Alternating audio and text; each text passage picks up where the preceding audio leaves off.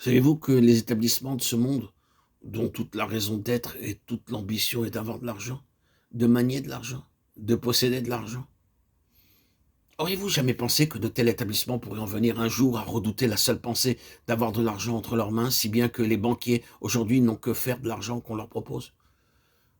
Ils ne veulent pas de votre argent. Ils ne savent pas qu'en faire.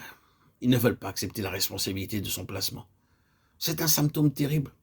Et ce n'est pourtant là qu'un des aspects de la situation contemporaine. On distingue dans les dessous du monde le grand monde d'une sourde ébullition. Ne se sent-on pas quelquefois comme au bord d'un terrible volcan qui peut à tout moment entrer en action et entraîner de nouveau toutes les nations dans la plus terrible catastrophe? Devant ces perspectives, l'aveuglement et l'insensibilité d'un si grand nombre de nos semblables a quelque chose à la fois de tragique et d'inconcevable. Si récemment encore on criait la guerre pour tuer la guerre, et maintenant le monde donne tête baissée dans quelque chose de pire que ce qui a jamais existé. Et pourtant, la dernière catastrophe dépassait déjà tout ce qu'on avait vu auparavant. Les choses en sont là. Et Dieu les laisse suivre leur cours. Il permet tout cela pour faire tout converger vers quoi? Vers qui? Vers la reconnaissance de son Fils comme Seigneur, vers la constitution du royaume de son Fils. Quand le gouvernement sera exercé par le Seigneur Jésus, il y aura un changement, pas avant. Là encore, les conditions même dans lesquelles le monde se débat prouvent que son besoin le plus impérieux, c'est que Jésus-Christ soit, lui, le Seigneur de tous. Mais c'est nous-mêmes aussi, personnellement, qui en avons besoin. Un converti en a besoin. Si vous n'êtes pas sauvé, c'est cela qu'il vous faut.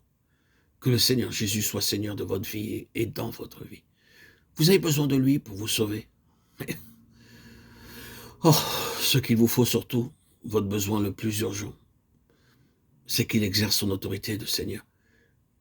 Qu'il ait la direction, que toutes les rênes de votre activité soient entre ses mains. Qu'il exerce sur lui le gouvernement et qu'il fasse ainsi venir dans votre vie son règne de paix, de puissance et de gloire. Ce qu'il nous faut en deux mots, c'est qu'il soit Seigneur de tout. Et quant à nous qui le connaissons comme Sauveur, nous qui sommes siens, nous avons besoin de le connaître comme nous ne l'avons encore jamais connu. C'est-à-dire revêtu d'une autorité de droit et de fait sur tout ce qui nous touche.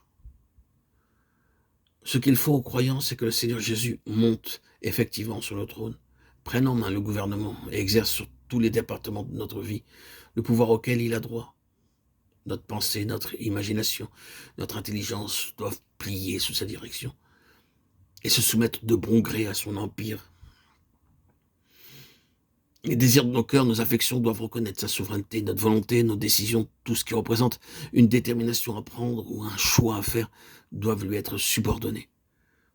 Il nous veut tout entier dans un état d'abandon et de soumission à son règne de sainteté pratique, de victoire, de joie, de paix.